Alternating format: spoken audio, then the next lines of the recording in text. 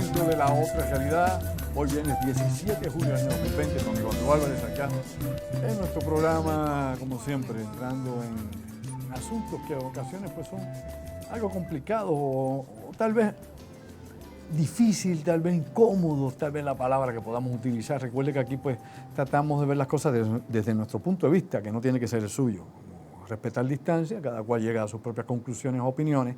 Por otro lado, pues las noticias que también, como he dicho tantísimas veces, pasan por debajo del radar, especialmente las internacionales, donde acá los medios de comunicación y obviamente las líneas editoriales de prensa no cubren. O sea, Puerto Rico, y lo vuelvo a decir por enésima vez, por tantas veces, por millón de veces, no sé cuántas veces más, aquí lamentablemente las noticias internacionales no se cubren.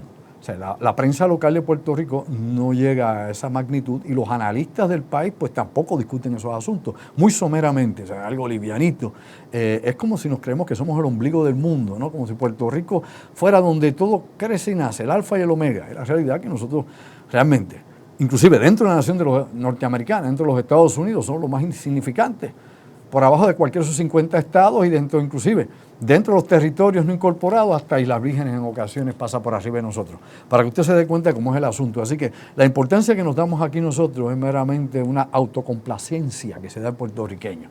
¿Por qué? Porque tenemos que hacer números reales, tenemos que empezar a destacarnos realmente y no destacarnos con premios por compositores a individuos que no tienen talento y lo que hablan es basura por la boca, sino realmente dando talento de verdad, talento intelectual, talento profesional. Talento sí, en el deporte siempre hemos tenido, en las artes, la belleza, todo eso que es sociedad y algo de cultura. Pero la realidad tenemos que dar mucho más allá. Puerto Rico tiene que avanzar en muchos márgenes para poderse integrar, ¿no?, en la economía global y lógicamente que en los Estados Unidos, allá en Washington, allá en la metrópolis, reconozcan la valía de Puerto Rico. Algunos, lógicamente, apuestan a que Puerto Rico pueda ser una nueva oportunidad para las industrias que se fueron cuando las 936 fueron eliminadas por el Congreso. Es decir, de traer a Puerto Rico toda esa inversión que se ha metido, por ejemplo, en regiones como China, regiones como países como Corea, zonas como la India, inclusive hasta Irlanda, hay tantos lugares más donde se han llevado de Puerto Rico muchas industrias, inclusive en México.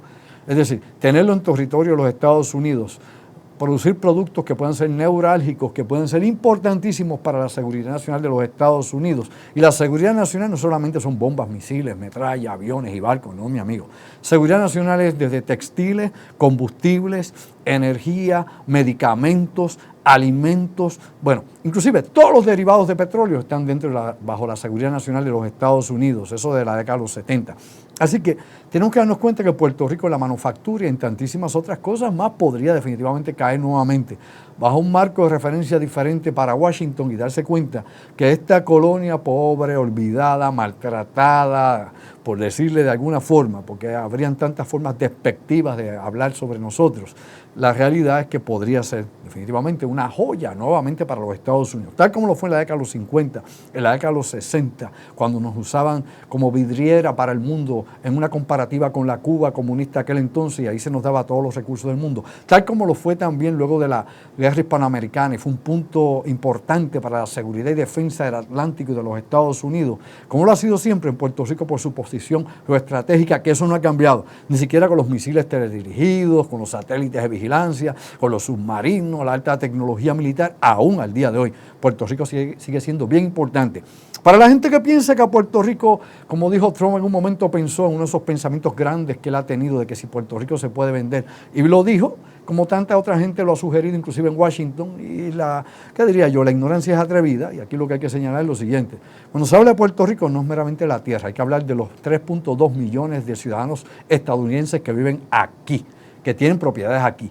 Hay que hablar también aquí de los valores, las inversiones de las corporaciones estadounidenses aquí también. Y hay que hablar también de ¿qué? De lo importante, de los puntos estratégicos militares, de inteligencia que hay en Puerto Rico y vigilancia para el Atlántico y el Caribe que todavía permanecen. Ya no estará el polígono de Tiro de Vieques, no señor, ya no estarán las principales bases que habían aquí. Aquí nos queda Forales, nos queda Buchanan, instalaciones de la Marina allá en Isabela y otras fuentes que tenemos o sitios que se utilizan para seguir rastreo, obviamente, de satélites e información de inteligencia que se usa Puerto Rico. Aunque ya no estamos como base de bombarderos nucleares, como era en algún momento fue Ramey con los B-52, o como puede haber sido la base de operaciones rápidas submarinas de despliegue en la zona del Atlántico, como fue Rupert Rhodes, Puerto Rico todavía sigue siendo un lugar que puede ser realineado para la defensa y seguridad de los Estados Unidos.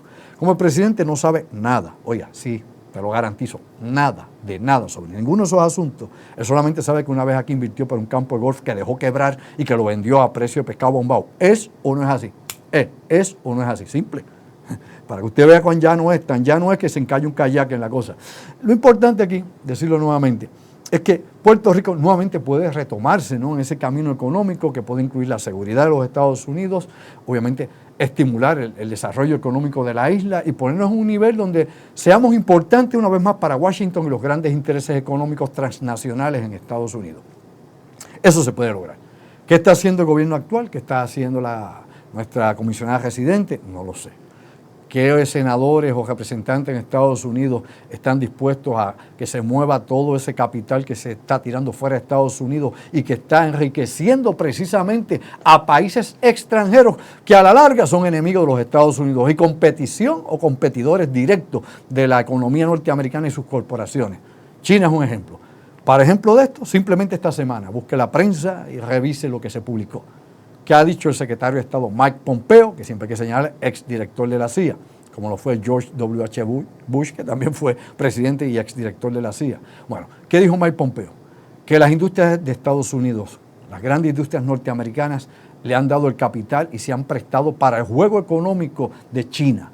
Ha dicho que China está en una guerra relámpago para ponerse al nivel económico de los grandes países del G7 y para, sobre todo, oiga, y esto sí es importante, poderlas sacar del medio, sustituirlas, ser quien controle el mercado internacional, y eso incluye directamente a Estados Unidos, a la Unión Europea, al grupo G7 y obviamente al grupo G20, que son los países desarrollados y ricos de este planeta, los que explotan al resto de los ciento y pico de países que son los recursos naturales y que son, como diríamos, la cantera de donde sale el capital para que estos países sean ricos. Ese es el balance del mundo. Pues bueno, Mike Pompeo está muy claro en esto y esto va obviamente en la línea dura que tiene el presidente Donald Trump en la guerra económica y la guerra fría que hay contra China en estos momentos. Las guerras frías pudiesen calentarse y esto hay que darle ojo continuamente porque es un peligro potencial que tenemos ahí frente a nosotros y que no se puede descartar. Alguien que esté bien enterado, informado y que continuamente esté leyendo los reportes que se dan, no solamente de prensa, sino las publicaciones y análisis que se hacen por especialistas dentro de la unidad o de los servicios de inteligencia o obviamente analistas y críticos militares. Usted se da cuenta que la situación entre China y los Estados Unidos sigue empeorándose, que las relaciones diplomáticas están malas. Si usted está al día, sabe muy bien que le han prohibido en Estados Unidos a cualquier miembro del Partido Comunista Chino o a cualquier miembro del ejército de China viajar a territorios de los Estados Unidos. Está cancelada cualquier visa o entrada de esta gente, que únicamente por el momento, ¿quién puede entrar a Estados Unidos? Ni siquiera van a estar permitiéndolo a los estudiantes de China, y se ha estado haciendo, ¿no?, si usted ha estado al tanto en los últimos meses, redadas precisamente con estudiantes, con ingenieros, científicos, bueno, profesores, personas que han llegado de China, inclusive estadounidenses que han sido contratados por universidades en China o por el gobierno chino. Esto del FBI ha estado bien activo en esto. Esa es la dinámica que hay. Lo que pasa es que uno pierde perspectiva, uno se distrae con lo que pasa, con las noticias del COVID, con aquello que viene, la política partidista, la tontería de última hora, qué sé yo, y la sangará. Pero cuando usted está armando el rompecabezas y ve el mapa de la realidad, se da cuenta que aquí hay algo que está corriendo bien rápido y que ya están obviamente haciéndose las roturas diplomáticas. Ya no se permite un sinnúmero de miembros, obviamente, de China, y China ha decidido también tener, tener una serie de, digamos nosotros, de ofensivas a esto que ha hecho Estados Unidos con sus ciudadanos, de no permitir que ciertos grupos entren en los Estados Unidos. China ahora ha comenzado también a llevar a cabo, ¿no?, una serie de ataques económicos contra capital norteamericano, de sanciones directamente contra individuos dentro de Estados Unidos. Es una represalia lo que Estados Unidos está haciendo también con empresarios chinos. O sea, aquí hay un intercambio, obviamente, y unas represalias de lado y lado y unas sanciones económicas que tanto China como Estados Unidos están sometiendo. La situación de Hong Kong, pues también sigue, obviamente, en este mare magnum de locura, donde, pues, a lo que nos va a llevar es a una separación tan grande y tan grande que inclusive la Unión Soviética en plena Guerra Fría del siglo XX y los Estados Unidos no llegaron a ese nivel. ¿Por qué? La guerra económica que tiene Estados Unidos con China, Estados Unidos no la tuvo con la Unión Soviética. ¿Lo sabía usted? ¿No? La Unión Soviética era un mercado cerrado económico y que obviamente dependía de sus satélites, particularmente los países que estaban en el Pacto Varsovia. China es una potencia dentro de la economía internacional y compite con los bancos centrales y con el Fondo Monetario Internacional, entre otras instituciones globales. Así que China corre su propia línea de crédito en el mundo, no depende de los bancos centrales internacionales, ni depende tampoco de las divisas de los Estados Unidos. Todavía sigue teniendo la deuda más grande, por ejemplo, Estados Unidos le debe más a China que a ningún otro país en el mundo, y China definitivamente, como todos sabemos, está tratando de cambiar el valor al oro. Se supone que próximamente Estados Unidos también haga una revisión completa de su valor económico, la situación del petrodólar, ¿no? los diferentes commodities que han servido para mantener la bolsa de valores arriba, y que Estados Unidos también esté adaptando o tomando que el valor oro. Se supone que las reservas más grandes de oro del mundo están en Nueva York, en el banco obviamente de la Reserva de los Estados Unidos, allí está, que es una institución privada, no del gobierno. Se supone que Fort Knox debería tener allá en Kentucky más oro que en otras partes del mundo, pero la realidad es que todo eso se pone en duda porque cuando uno ve cómo corren los valores y cómo Estados Unidos utiliza su moneda y la sigue multiplicando y cómo es que mueve sus fichas, pues te hace dudar precisamente de que Estados Unidos, cuando decidió en la década de los 70 cambiar el valor oro de su dólar, de su moneda, por ponerlo obviamente con el commodity del petróleo, tú te diste cuenta que algo había detrás de todo esto. Y obviamente el oro escasea en el mundo. Los rusos y los chinos en los últimos 15 años han tratado de acaparar todo el oro. Por ejemplo, en regiones, por ejemplo, del centro de África, regiones como Kenia, por decir algunas de ellas, áreas, por ejemplo, como Zimbabue, que antes era una posesión europea, pues es Zimbabue o Zimbabue, ¿qué es lo que pasa? Pues China está metida allí en Zimbabue.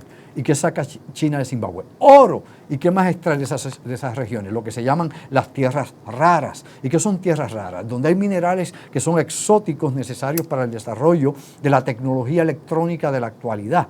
Y Estados Unidos en estos momentos depende precisamente de ese mercado de China, no de Estados Unidos. En Estados Unidos también hay zonas, obviamente, donde están estos minerales también concentrados, son más pequeñas. Por ahí hay otras regiones, inclusive en Latinoamérica, donde esto está. Y China está tratando de acaparar esas regiones porque de eso depende, ¿no? Precisamente el desarrollo de la alta tecnología, de poder capturar o tomar control de ¿qué? De la producción de estos metales y estos minerales que son esenciales y necesarios tenerlos para la producción electrónica y que se encuentran muchos de ellos en un solo lugar en específico. Así que esto es una cosa sumamente complicada, ¿no? Jugar este ajedrez no lo juega cualquiera. Así que quien toma las decisiones en Estados Unidos, en la todavía primera potencia del mundo, tiene que ser una persona primero con una capacidad amplia, poder entender diferentes aspectos del panorama, no estar meramente en business is business, no meramente en empleo y negocio, tiene que ver esto desde diferentes puntos de vista estratégicos. Y por otro lado, necesita un equipo definitivamente de consultores y de asesores de primera mano, los mejores. Todos sabemos que hay un sinnúmero de think tank, de tanques de pensamiento, que dan continuamente información a Casa Blanca, tradicionalmente al Pentágono, ¿no? Al Capitolio, allá, al Senado y a la Cámara, y a diferentes agencias de los Estados Unidos. Y que estos think tank obviamente cobran por sus servicios y que le dan una enorme cantidad de investigación y estudios en Estados Unidos. Las universidades colaboran también con este tipo de trabajo. Pues bien, lo que Mike Pompeo trae aquí nuevamente es la preocupación de Estados Unidos de que China logró seducir, óigame, a principios del siglo XXI, para el año 2000, 2001, 2002, sedujo a las corporaciones estadounidenses, como también a muchas de las europeas, y las llevó a China, poniéndole el cebo, ¿no? El anzuelo, de que creyeran de que primero la mano de obra es barata. No te vamos a poner aranceles por producir aquí, no te vamos a estar cobrando de más, te vamos a tener las facilidades físicas, el terreno, el agua, todo lo que necesitas en China. No te vamos a poner requerimientos ambientales, ni vas a tener que tener seguros para tus empleados, es decir, aquí no hay OSHA, por ejemplo, allí no hay uniones obreras, nada de esto. Aquí podrás hacer lo que te da la gana, como te dé la gana y producir lo que tú quieras, las cantidades que quieras y las podrás exportar sin que nosotros nos metamos en eso. Así que era que guiso fácil. Las industrias americanas se las pusieron fácil. Vámonos de Puerto Rico, olvídate, vamos a China. Vámonos, qué sé yo, de California, vámonos de Detroit, vámonos de donde sea, a zonas industriales en China, donde ganamos y no perdemos nada, donde ganamos el 1000%. No el 100, no el 75, no el 20, el 1000% de la producción. Y cayeron en la trampa. Y China se empoderó completamente de ese poderío industrial de los Estados Unidos y Europa. Esa es la historia en cortas palabras, sin dar vuelta a la noria, sin eufemismo, sin bla bla bla, sin tecnicismo, sin querer saber más que el tío Peluca, ningún cuento. Vamos ahí al calzón quitado, Chavo Prieto, que todo el mundo lo puede entender, que don Pepe, como don José, como el nene, lo entienda. Es muy fácil explicar las cosas. Cuando la gente inventa estos sistemas y cuando empezamos con ecuaciones y fórmulas, cuando tratamos de buscar la teoría, qué sé yo, la quinta esencia de las cosas, es meramente para mantener en control la información que unos cuantos, una élite quiere tener y que no quiere que otros compartan. Por eso la educación, la buena educación y la mejor educación está limitada a unas élites, a unos grupos en particular, no a todo el mundo, no es pública, no es para cualquiera. A los demás hay que educarlos para que produzcan en la línea de trabajo, en la línea de ensamblaje y para que estén en la industria del servicio. Para eso lo educan a usted y nos educan a todos. Ya es tiempo de crear una revolución de conciencia y cambiar el paradigma de la educación y de cómo nos han mantenido sometidos. Si no despierta durmiente, nadie te va a salvar. Vamos a una pausa y regresamos nuevamente a la otra realidad y le digo a Pajarito, ¿sabes qué? Llévatela, pégala a Puerto Rico.